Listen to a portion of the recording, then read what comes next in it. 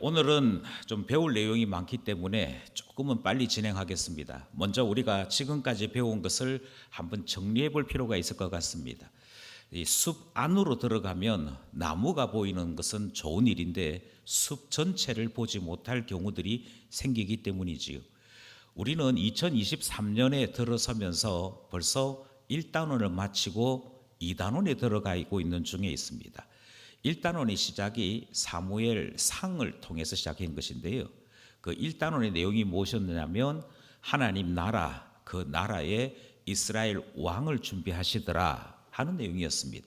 그래서 사사 체제로 되어 있던 이스라엘이 왕정 체제로 전환하는 과정이 사무엘 상의 내용이었습니다. 2단원에 우리가 들어서고 있는데요. 2단원에서 5가를 배웠고 오늘 6가를 배우게 됩니다. 2단원의 내용은 무엇이냐면 하나님 나라와 다윗 언약에 대한 내용이고 사무엘 하 내용을 배우게 됩니다. 그러니까 사무엘 하라고 하는 성경에서 가장 중요한 게 다윗 언약이다. 이 사실을 우리가 순서를 통해 바라보게 되는 것이지요. 그리고 그 다윗 언약이 무엇이냐 하는 것을 오늘 배우게 되어 있습니다. 조금만 더 구체적으로 말씀드리면 사무엘 상이라고 하는 성경의 주요한 내용이 대략 4가지 내지 5가지 정도로 이렇게 정리가 될 수 있을 것 같습니다. 우리가 배운 대로 정리를 하자면 1과에서 사무엘이 하나님의 음성을 들었다 하는 내용을 듣습니다. 그러니까 사사시대와 구별되는 것이지요. 사사시대는 하나님의 음성은 들리지 아니하고 자기 소견에 옳은 대로 살았습니다. 그런데 드디어 선지자인데 참된 선지자, 그러니까 하나님의 음성을 듣고 전할 수 있는 그런 선지자가 나타났다 하는 내용이 1과의 내용이었습니다. 이것은 사사시대에도 하나님께서 여전히 말씀하시는 것을 확인하는 것이고 하나님의 음성이 들리면 이스라엘은 다시 하나님 나라로 회복될 수 있는 기회가 주어졌음을 보게 되는 것입니다. 2과의 내용이 사울을 왕으로 세웠으나 그 사울이 불순종하더라 하는 내용입니다. 이것은 사실 좀 복잡한데요. 왕을 요구한 이스라엘 백성들의 요구가 있었습니다. 그들은 이웃 나라들처럼 왕이 다스리는 나라를 원했습니다.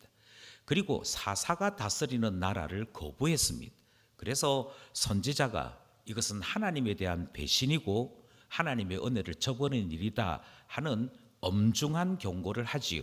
그럼에도 불구하고 하나님께서 그들이 원하는 대로 왕 세워줘라 하시는 하나님의 허용의 뜻을 따라 왕을 세웁니다. 그 사람들이 원하던 그대로의 왕을 세웠습니다. 그 사람이 사울이었습니다. 키도 크고 얼굴도 잘생기고 그 당시 표현대로 하자면 출중한 인물을 골라서 왕으로 세웠으나 사람들 마음에는 들었는지 알 수 없으되 하나님께서는 싫어하셨습니다. 왜냐하면 그가 불순종했기 때문입니다. 하나님이 왕이신 것을 잊어버리고 자기가 왕으로서 교만했고 하나님의 지위를 넘보는 일을 했던 것이지요. 따라서 왕을 원했던 이스라엘은 하나님 나라에 대한 마지막 불씨를 꺼트리고 마는 그런 실수를 하고 말았더라 하는 내용이 등장합니다. 3과에 가서 우리는 골리앗과 싸우는 다윗의 이야기를 듣습니다. 거기에는 사울 왕도 있었고 수많은 장군들이 있었지만 그들은 그들 앞에 닥쳐져 있는 블레셋이라는 적을 물리치지 못했습니다.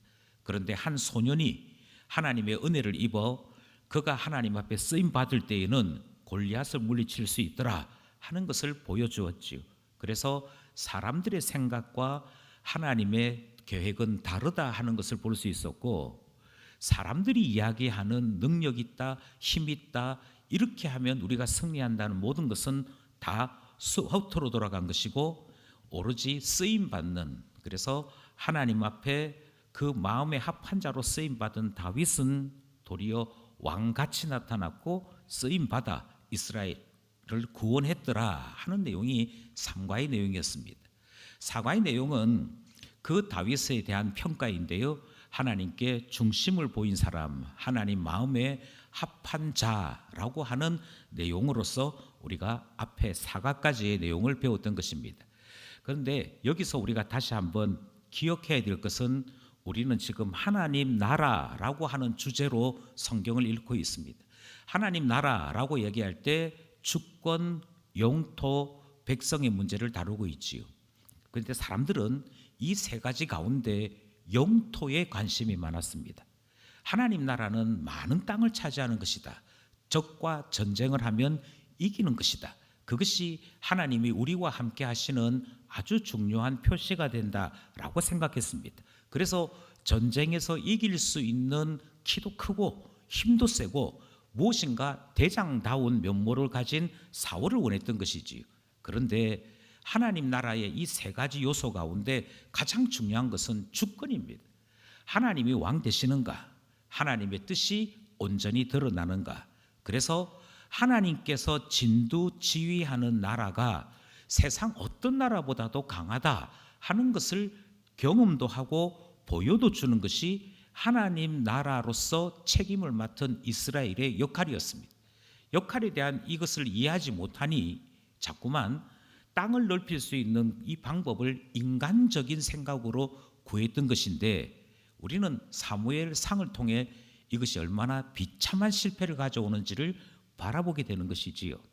이런 점에서 하나님 나라의 백성이 하나님 나라 백성답게 사느냐, 다르게 얘기하면 하나님의 통치하심을 인정하고 하나님의 통치대로 사느냐 하는 것이 매우 중요한 관전 포인트인 것을 우리가 발견하게 되더라는 것이지. 그런 점에서 사무엘상을 다시 한번 생각해 보면 하나님은 사무엘 선지자를 통해서 하나님의 말씀이 선포되는 나라, 그 나라가 얼마나 좋은 나라인지를 보여주셨습니다. 말씀이 나라를 지배하는 것, 하나님의 말씀이 통치 원리가 되는 것, 그것이 하나님이 원하시는 이스라엘의 모습이었습니다. 그리고 사무엘 선지자는 이 일을 시작했던 선지자이고, 그가 하나님 나라를 위해 움직였더니 매우 놀라운 경험 하나를 하게 되는데요, 그것이 바로 미스바 사건입니다. 우리 공가책에서 다루지 않습니다만 사무엘상에서 결코 빠뜨려서는 안 되는 가장 중요한 사건, 그렇게 얘기하면 그것은 미스바 사건입니다. 미스바 사건은 이스라엘이 적과 전쟁을 할 때 그들의 힘으로는 이길 수 없음을 모두가 공감했습니다. 그런데 선지자가 회개하라 했습니다. 미스바에 모여서 온 이스라엘 지파가 하나님 앞에 회개하게 될 때 하나님께서 우리를 도우신다라는 말씀을 전했고, 이 말씀에 여호와의 영이 임하여 그 미스바에서 회개하고 하나님 나라로서 자기 자신의 정체성을 고백하게 되었을 때 그곳에서 적을 물리치는 놀라운 경험을 하게 되지요. 그러면서 하나님 나라는 하나님의 힘으로 일어서는 나라이구나, 그것을 경험하게 됩니다. 하나님 나라가 세워질 수 있다는 것을 경험한 이 사건이 있었던 것이지요. 그런데 이스라엘 백성들은 이것을 경험하고도 사사 말고 왕을 달라 하는 요구를 하게 됩니다. 우리가 배운 그대로 사울 왕을 원했고 사울 왕을 세웠으나 그는 하나님 나라를 세우지 못했더라 하는 현실을 보았습니다. 그 다음 중요한 사건이 무엇이냐면 다윗과 골리앗이 전투를 한 것입니다. 우리는 다윗이 잘났기 때문에, 다윗이 훌륭하기 때문에 골리앗을 물리쳤다라고 아무도 생각하지 않습니다. 다윗은 물맷돌을 5개 준비합니다. 다윗이 물맷돌을 5개 준비했다는 말은 저 덩치 크고 힘센 적장을 물리치기 위해서는 적어도 물맷돌 5개가 명중이 되어야 물리칠 수 있겠다 생각했던 것입니다. 그만큼 부담스러운 적입니다. 엄청난 적입니다. 산전, 수전, 우리 식으로 얘기하면 공중전, 육지전, 해전 다 겪어낸 천하의 명장입니다. 그 명장 앞에 다윗은 지극히 작은 자였지요.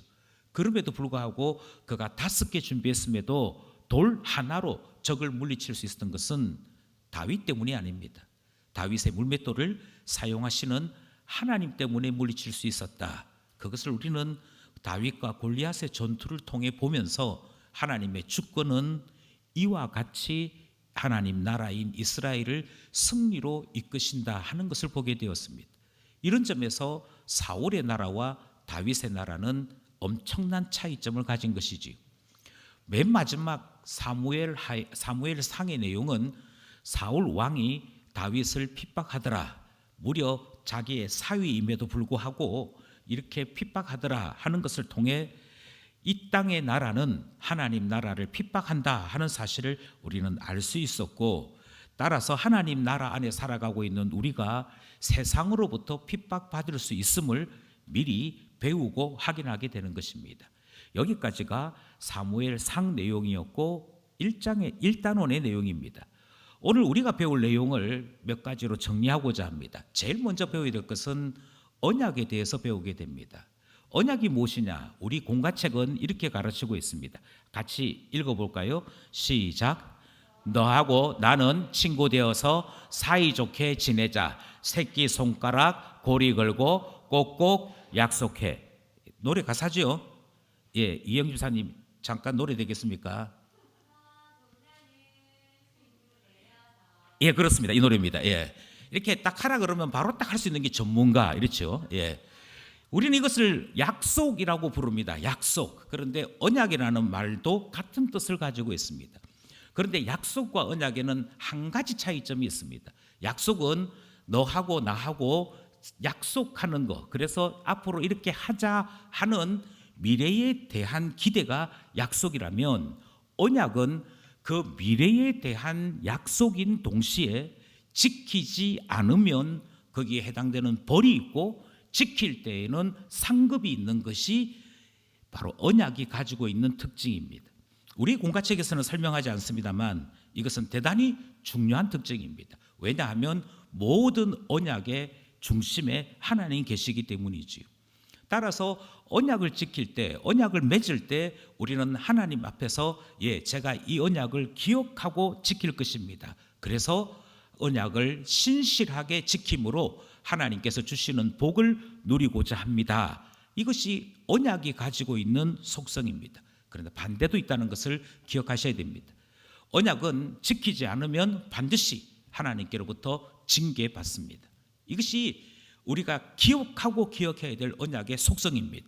이런 점에서 약속과는 다르다 하는 것이지요. 우리가 지금 바라보려고 하는 것은 다윗 언약입니다. 그러니까 다윗 언약에도 하나님께서 약속하신 것이 있습니다. 그리고 이 다윗 언약을 지킬 때 주시는 복이 있고 어기게 될 때는 하나님께서 주시는 징계가 있음을 기억해야 하는 것이지요. 이것이 오늘 공과를 통해서 배워야 될 첫 번째 내용입니다. 언약이 뭐냐? 언약은 하나님 안에서 약속하는 것인데 지키면 복이 있고 어기면 하나님께로부터 징계받는다 하는 내용이지요. 두 번째 우리가 배워야 될 것은 법궤와 하나님 집, 다르게 말씀드리면 다윗 언약이 어떤 배경 속에서 체결되었는가 하는 것을 우리는 배워야 합니다. 이것은 우리 어린이 공과책에 그림으로 잘 설명되어 있습니다. 하나님이 적과 싸워 이기게 하셔서 이스라엘의 평화가 왔습니다. 이스라엘의 평화가 왔던 가장 뚜렷한 증거는 법궤가 돌아온 것입니다. 법궤가 돌아왔을 때 다윗은 하나님이 이스라엘로 오셨다라고 표현합니다. 이것이 대단히 중요합니다. 하나님께서 드디어 이스라엘의 참된 왕으로 오셨다라고 하는 것은 이스라엘이 이제부터는 하나님 나라로 살 수 있는 출발이 된다는 것이죠. 하나님 나라의 속성 가운데 주권이 가장 중요하다고 말씀드렸습니다. 하나님 나라의 속성 가운데 주권이 중요하다면 하나님이 왕의 자리에 임하시는 것은 대단히 중요한 문제인데, 법궤가 돌아올 때 다윗이 춤을 추었던 이유가 여기에 있습니다. 하나님이 돌아오시는 거예요. 법궤가 돌아오는 것으로 본 것이 아니고 그 법궤를 돌아오도록 하시면서 내가 돌아왔다라고 말씀하시는 하나님을 본 것입니다. 그래서 다윗은 춤을 추는데 그의 하체가 다 드러날 정도로 격렬하게 기뻐하고 춤을 춥니다. 하나님 돌아오셨으니까. 그런데 그렇게 돌아왔던 그 법궤를 보관할 장소가 없었습니다. 하나님이 오신 것은 참 기쁜 일인데 그 하나님의 법궤를 보관하는 것이 텐트밖에 없었습니다. 이것을 바라보았던 다윗이 나는 궁에 거하는데 저 법궤는 천막 가운데 버려진 듯이 놓여져 있다. 그것이 다윗의 마음을 아프게 한 것이지요. 그래서 나단 선지자에게 제안을 합니다. 하나님의 법궤를 둘 수 있는 곳, 그 법궤는 하나님의 임재의 증거라고 말씀드렸지요. 그러니까 법궤를 보관하는 집은 여호와 하나님의 집이 됩니다. 그래서 나단 선지자에게 이야기하기를 내가 여호와를 위하여 집을 짓고 싶다. 이것을 한자어로 성전이라고 부릅니다. 첫 텐트 말고 제대로 된 집, 왕이 왕궁에 있어야 하는 것처럼 하나님이 이스라엘의 참된 왕이시라면 하나님의 왕궁이 있어야 한다. 그것이 다윗의 생각이었고, 이 이야기를 들었던 나단 선지자는 왕이 참 좋은 생각을 했다, 그렇게 칭찬을 하면서 왕의 생각대로 하십시오라고 하는 말을 하지. 이때 나단 선지자가 왕의 생각대로 하십시오라고 하는 것은 다윗에게 있어서는 하나님께서 허락하신 것으로 생각을 했습니다. 왜냐하면 선지자는 하나님의 음성을 전달하는 자였으므로 선지자의 허락을 받았다는 것은 하나님의 음성을 듣고 허락을 받은 것처럼 생각했기 때문이지. 그랬는데 그날 밤에 하나님은 나단 선지자를 찾으셨습니다.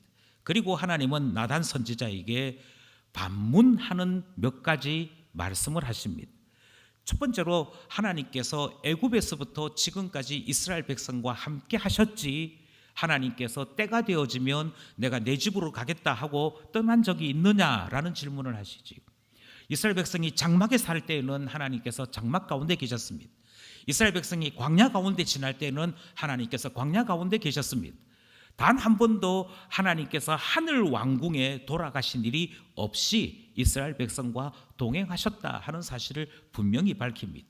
지난 40년 넘는 세월 동안을 하나님은 그렇게 동행하셨는데 왜 갑자기 백향목 집을 지어야 한다라고 말하느냐, 이 말씀을 하시죠.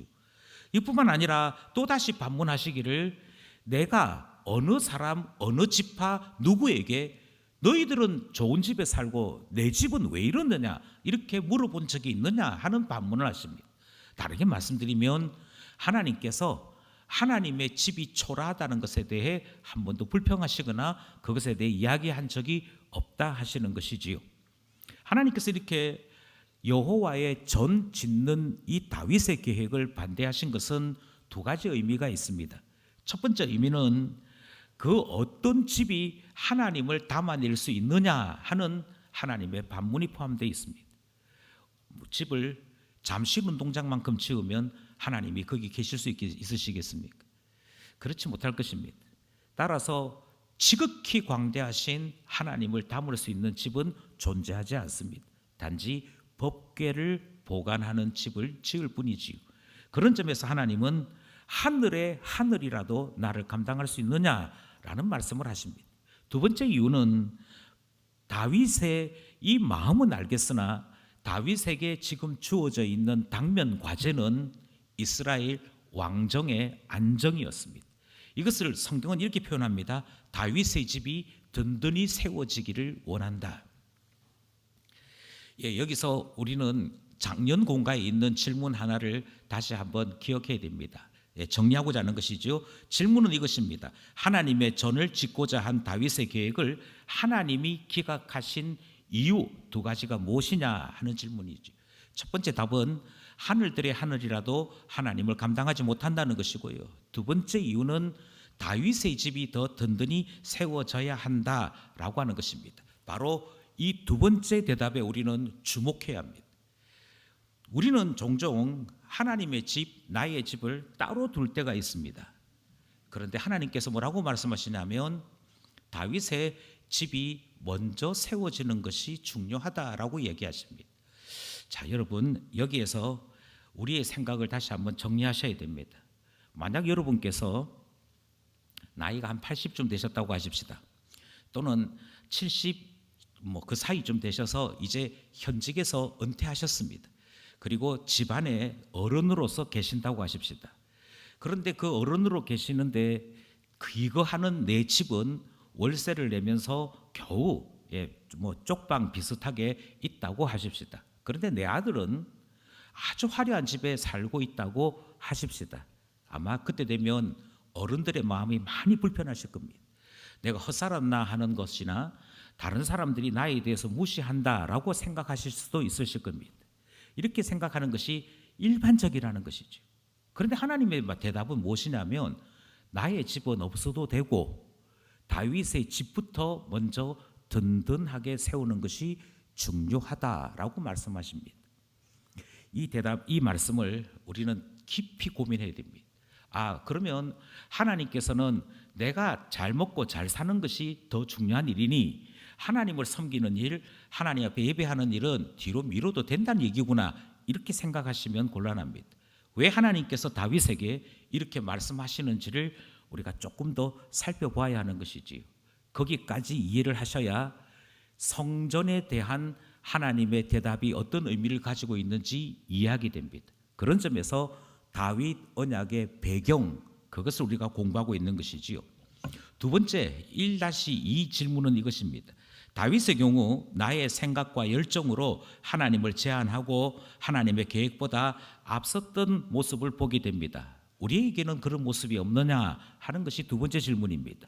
이것은 각자가 대답하실 필요가 있습니다. 하나님 앞에 기도해서 응답받기 전에 나의 생각이 먼저 나왔던, 나의 계획이 먼저 나왔던 적은 없는지 살펴볼 필요가 있는 것이고요. 바로 그런 점에서 하나님의 뜻을 발견하고 하나님의 뜻대로 사는 사람이 하나님 나라 백성이다 하는 사실을 우리는 반드시 기억해야 하는 것이지요. 자, 이제 우리는 조금 더 깊이 들어가서 왜 하나님이 다윗의 집이 먼저 든든히 서는 것이 중요하다 이 말씀을 하셨는지 다윗 언약 안으로 좀 들어가 보려고 합니다. 다윗 언약의 첫 번째, 다르게 말씀드리면 하나님께서 다윗에게 언약을 주신 직접적인 내용이 우리 다음에 나타나는데요. 사무엘하 7장 8절 9절 말씀입니다. 여기 슬라이드에 나와 있는 대로만 우리 함께 합독하겠습니다. 시작. 내가 너를 내 백성 이스라엘의 주권자로 삼고 내가 가는 모든 곳에서 내가 너와 함께 있어 내 모든 원수를 내 앞에서 멸하였은즉 땅에서 내 이름을 위대하게 만들어 주리라. 아멘. 하나님께서 다윗에게 너의 왕위가 더 든든히 세워지는 게 더 중요해 라고 말씀하신 이유, 그 출발이 무엇이었는지를 소개하는 말씀입니다. 다윗 언약이 주어진 직접적인 이유이지요. 하나님의 말씀이 이렇습니다. 너가 하나님을 주권자로 삼고 왕으로 살고 있더라. 이것이 하나님께서 다윗 언약을 베푸신 직접적인 이유입니다. 그러니까 다윗은 단 한 번도 내가 왕으로서 나의 자존심, 내가 다른 왕과 비교될 텐데 어떻게 하면 사울이라고 하는 왕보다 뛰어나고 이웃 나라의 왕보다 뛰어난 왕이 될 수 있을까, 이런 고민해 본 적이 없다는 것입니다. 이런 고민은 나 자신이 하나님보다 먼저 드러날 때 나타나는 현상들입니다. 그런데 다윗의 고민은 그게 아니고 하나님이 내 하나님이고 온 이스라엘은 하나님 것인데 하나님이 주권자이신데 하나님의 주권이 어떻게 하면 제대로 드러날 수 있을까? 그 일을 위해서 하나님이 나를 왕으로 세우셨는데 나는 단지 청지기일 뿐이고 어떻게 하면 하나님이 왕 되신 것을 제대로 나타낼 수 있을까? 그래서 하나님의 이름이 모욕을 당하거나 하나님의 이름이 훼손당하지 않게 하는 것이 뭘까? 이 생각했다는 것입니다. 그러니 다윗의 삶은 다윗의 삶이 아니라 이미 하나님과 연결된 삶이었습니다. 이것이 하나님께서 다윗 언약을 제정하실 때 다윗에게 주신 내용입니다. 이것을 우리식으로 얘기하자면 하나님께서 내게 직장을 주셨습니다. 하나님께서 내게 가정을 주셨습니다. 하나님께서 내게 건강이라고 하는 매우 놀라운 복을 주셨습니다. 그런데 이 모든 것들이 다 주를 위하여 사용하기 위해 주신 것이고 나의 직장 생활도 나의 사업도 나의 가정도 어떻게 하면 나의 왕이시고 주인이신 하나님께 영광이 되도록 할 것인가, 이것에 대해 관심을 가지고 살아가는 사람, 곧 하나님의 뜻을 발견하고 하나님의 뜻대로 살기를 원하는 참 백성에게 하나님께서 나의 관심은 너가 잘 되는 데 있어 라고 말씀하시더라는 것이죠. 그러니 다윗 언약의 출발은 다윗이 하나님께 대하여 이스라엘의 주권자이신 하나님을 어떻게 드러낼까, 여기서부터 출발했습니다. 그리고 하나님의 이름이 어떻게 하면 나타날 수 있을까, 이것에 대해 다윗이 하나님께 은혜를 입은 자로서 이 사실을 마음에 담고 살아가게 될 때 하나님은 반대로 어떻게 하면 너의 이름을 위대하게 만들 수 있을까? 그래서 다윗 언약 주시는 내용을 살펴보게 되는 것입니다. 다시 한 번 더 우리 함께 11절로부터 16절 내용인데요. 본문 다 읽을 수 없으니까 슬라이드에 나와 있는 이 문장을 함께 하겠습니다. 시작. 내가 너를 위하여 집을 짓고 내 자손을 세워 그 나라를 견고하게 하리라. 나는 그의 아버지가 되어 내 집과 내 나라가 내 앞에서 영원히 견고하리라. 아멘. 하나님께서 다윗의 집을 얼마만큼 염려하셨냐면 다윗 때에만 잘 되는 것을 생각하신 것이 아니고 다윗의 몸에서 나오는 모든 후손들이 잘 되는 것, 다르게 말씀드리면 다윗 왕조가 든든히 세워지는 것을 원하셨습니다. 여기서 중요한 것은 하나님과 다윗이 따로따로 언급되지 않는다는 것입니다. 다윗의 왕조가 하나님 나라의 주권과 연결됩니다. 왜냐하면 다윗이 그렇게 살았기 때문이고 하나님께서 그것을 기쁘게 받으셨기 때문이지. 여기서 종교인과 신앙인이 구분됩니다. 교회를 다니면서 하나님 제가 이만큼 했으니 하나님께서도 저에게 복을 주셔야지요. 이것은 종교인입니다. 그냥 교회를 다니는 사람이고 어쩌면 지금까지 우리가 배워왔던 신앙생활일지도 모르겠습니다. 하나님 위해 살아야 되는 거 알지만 제가 바빠서 그래서 제가 주일은 지킬 수 있겠는데 6일은 하나님 저한테 타치하지 마세요. 이런 것들은 지금 다윗의 마음과 전혀 같은 것이 아닙니다. 반대로 하나님께서 나에게 주신 모든 것들은 주의 뜻을 따라 순종하기 위함이고 주와 함께 살기 원함입니다 하는 것은 대단히 중요한 문제여서 더 이상 나의 이름으로 살지 아니하고 하나님 백성의 이름으로 살게 하시는 일, 그것이 다윗 언약이 가지고 있는 중요한 내용입니다. 그렇게 했을 때 하나님께서 다윗뿐 아니라 다윗의 자손에게도 복을 주시는 일이 나타나게 되는 것이지요. 그리고 하나님은 이 다윗의 가문을 통해 영원한 나라를 세우시겠다. 너의 나라인데 하나님 나라로 부르십니다. 다윗의 집안인데 하나님께서 거기에 하나님을 보내시는 메시아를 보내시는 하나님의 가문으로 삼으십니다. 이것이 다윗 언약의 핵심이고 신앙이 무엇인지에 대한 핵심입니다. 이것이 신앙입니다.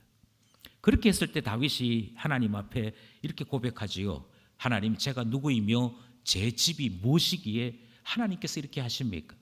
그리고 고백하기를 하나님은 위대하십니다. 하나님 같은 분이 없습니다. 하나님 외에 다른 어떤 신이 이와 같이 합니까?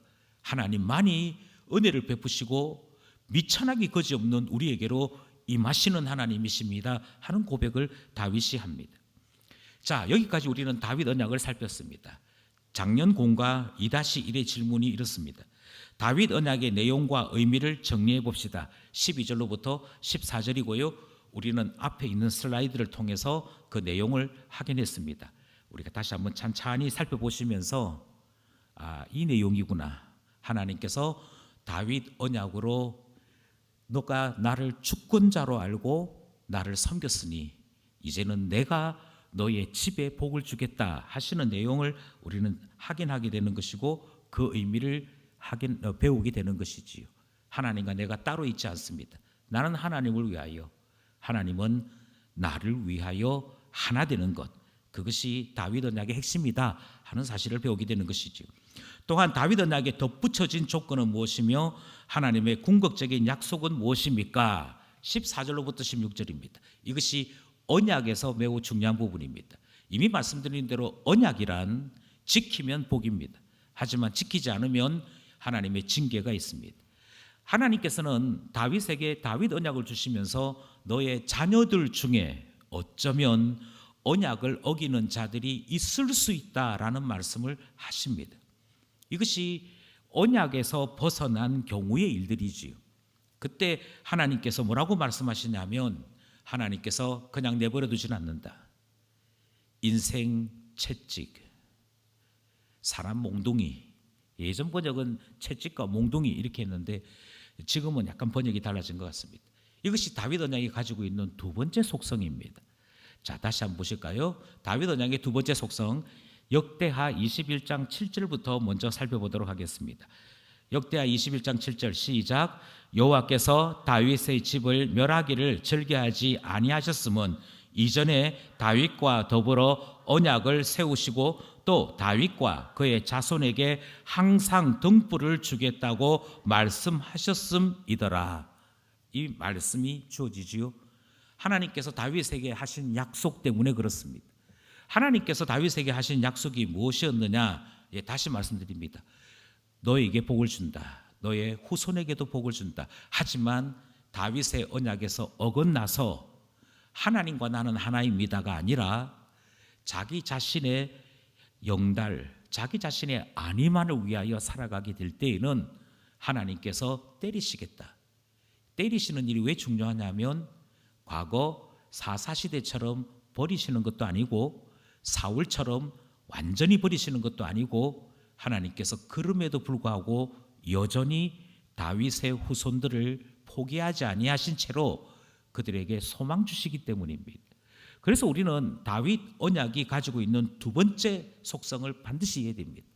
다윗 언약의 두 번째 속성은 만약 범죄한다면, 만약 하나님 나라 백성으로 살게 되지 않는다면, 만약 이스라엘의 왕들이 교만해서 하나님의 뜻에서 벗어나게 된다면 그들이 범죄할 때마다 사람의 매, 인생 채찍으로 징계하시겠다.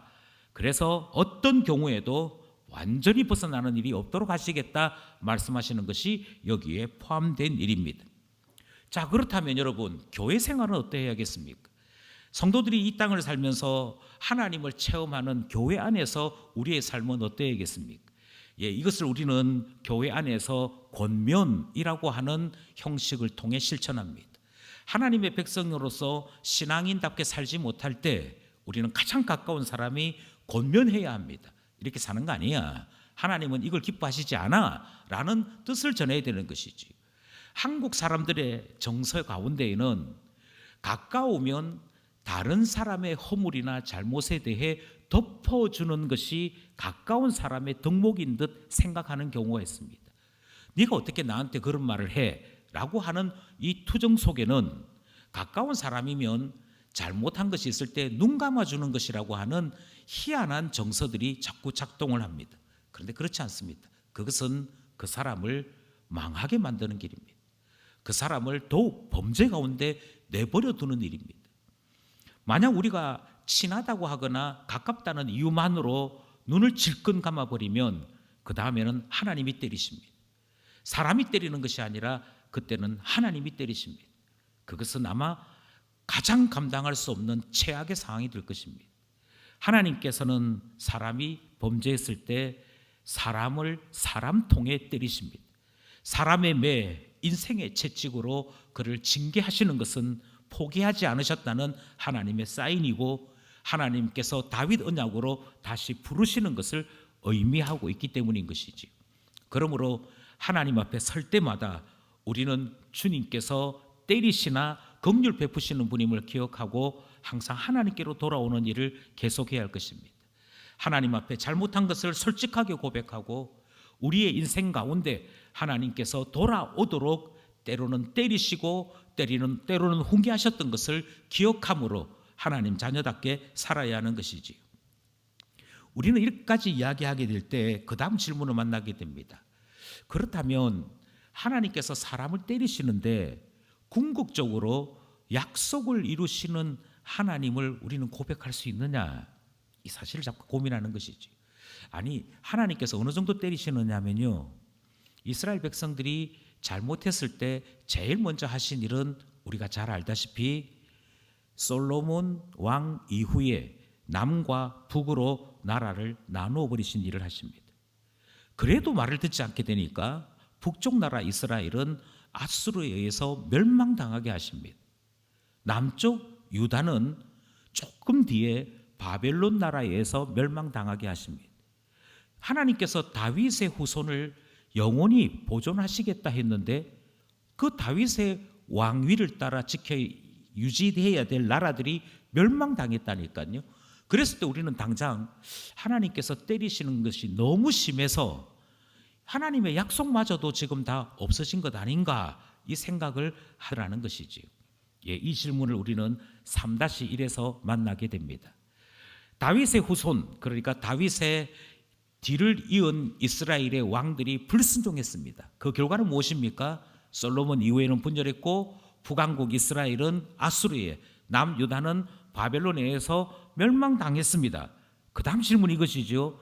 나라가 멸망했는데 그럼 다윗 언약은 어떻게 되는 것이냐? 라는 질문이 등장하더라는 것이지요. 그런데 하나님께서 그것에 대해 분명하게 말씀하십니다.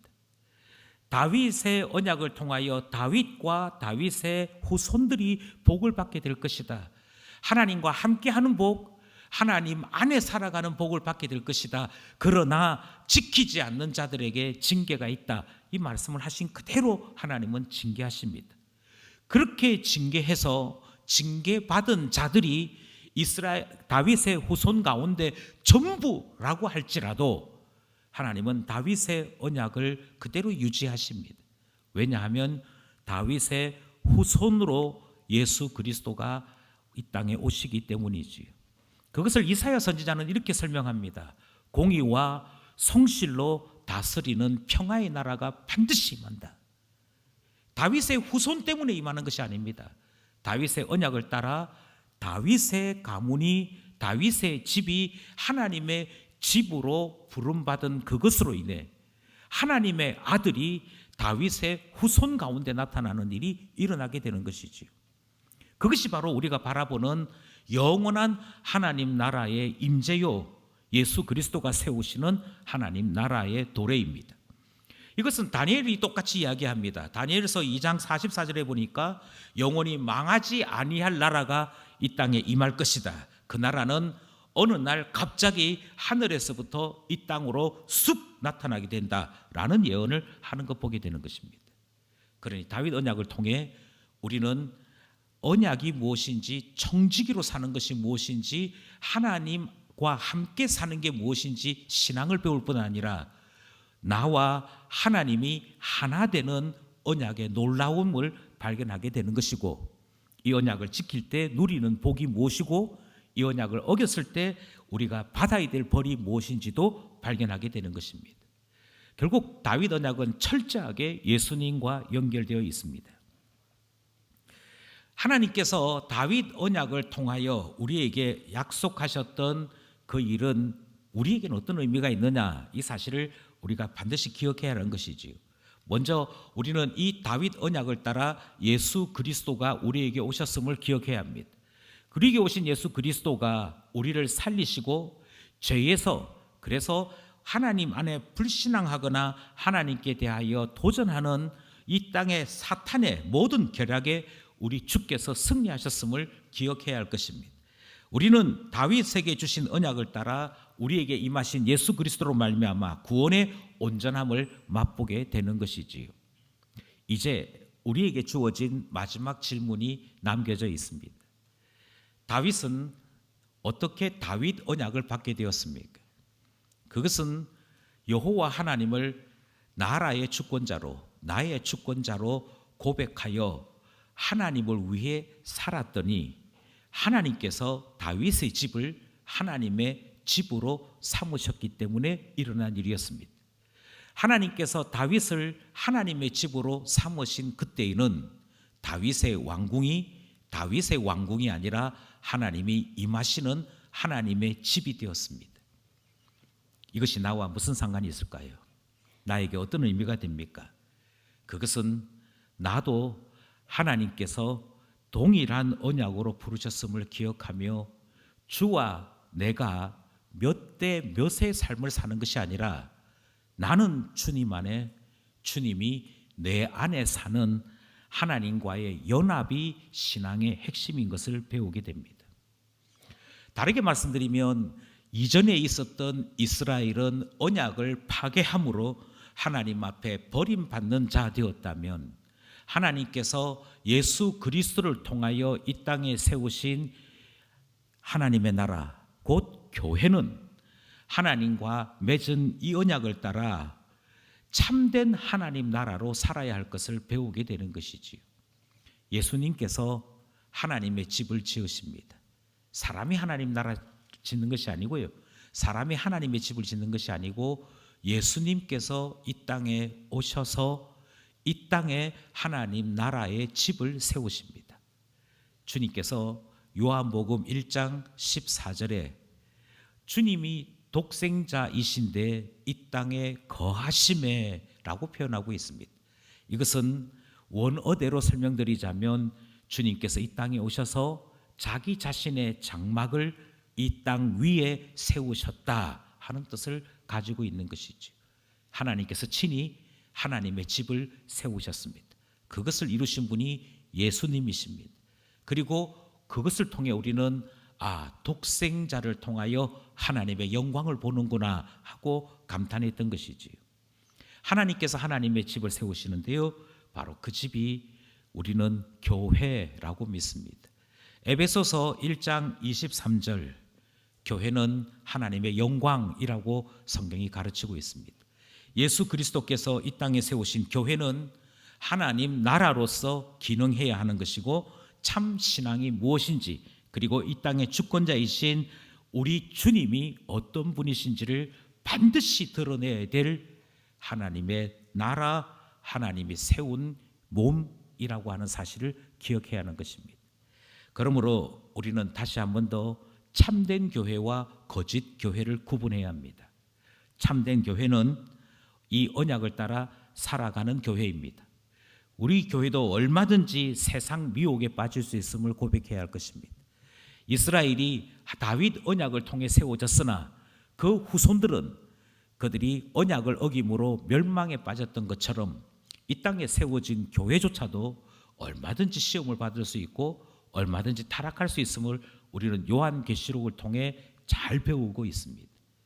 교회도 얼마든지 타락할 수 있습니다. 하지만 참된 교회는 예수 그리스도의 통치를 온전히 받아들입니다.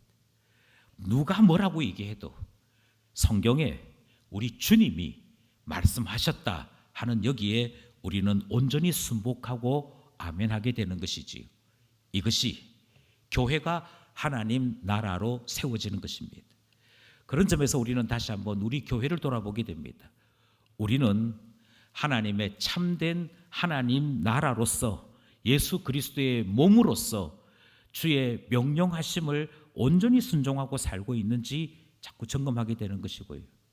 이 점검 속에는 우리 각자가 포함될 것이고 우리 모든 기관이 포함되는 것이고 우리 교회 전체가 포함되는 것이지요. 다윗의 언약, 하나님을 주권자로 삼았더니 하나님께서 다윗의 집을 나의 집이라 말씀하시고 그 후손으로 예수 그리스도를 약속하시는 언약, 이 언약을 우리는 함께 살펴보았습니다. 이제 육과의 핵심을 말씀드리겠습니다. 육과의 핵심 함께 합독하겠습니다. 시작. 하나님은 다윗 언약을 통해 영원한 하나님 나라를 약속하셨다. 이 약속된 하나님 나라 안에 살고 계시는 여러분, 바라건대 하나님 살아계신과 하나님의 나라가 세상 나라와 비교할 수 없는 평화의 나라, 행복의 나라인 것을 나타내는, 누리는 우리 모두 되기를 간절히 소원합니다. 기도드리겠습니다.